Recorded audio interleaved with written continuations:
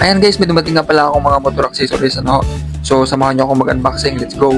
So itong unang hawak ko ay muffler guard ng Honda Click 125. So umorder ako ng 5 nito para reserba sa ating mga units no na pinaparenta.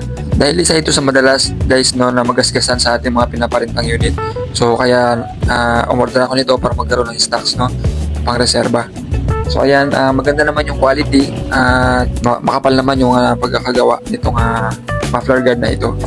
So itong kasunod guys na bubuksan ko is side mirror naman ito. Reserba ko para sa side mirror. Isa rin ito sa madalas na masira no.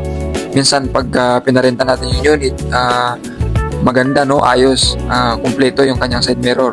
Pagbalik sa atin is may basag na o kaya nakalas na yung isang side mirror. Hindi kasi maiwasan yung guys no na masira, lalo na pinaparentahan natin yung mga unit. So siyempre iba-iba naman yung renter no.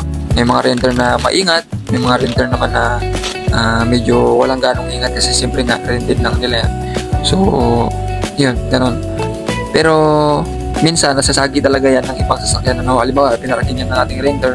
So pag nasagi yan ng ibang sasakyan, possible na mabasag, maputol.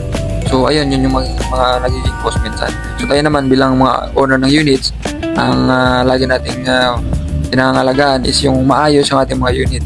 So kapag may mga basag na ibabalik sa atin, matik yan no.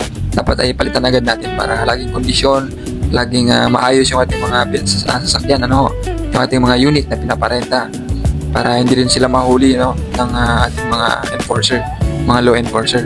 So ayan guys, napakaganda rin naman itong side mirror na ito no na aking na-order. So actually ang in-order ko nito 3 set lang para may reserva lang akong 3 at madali lang namang umorder ulit kapag nagkulang na no, kapag nagamit na natin itong 3 na to. So ayun guys, dito ko tatapusin yung aking video at maraming salamat po sa inyong panonood. Please like and share kung nagustuhan mo ang video na to. Salamat!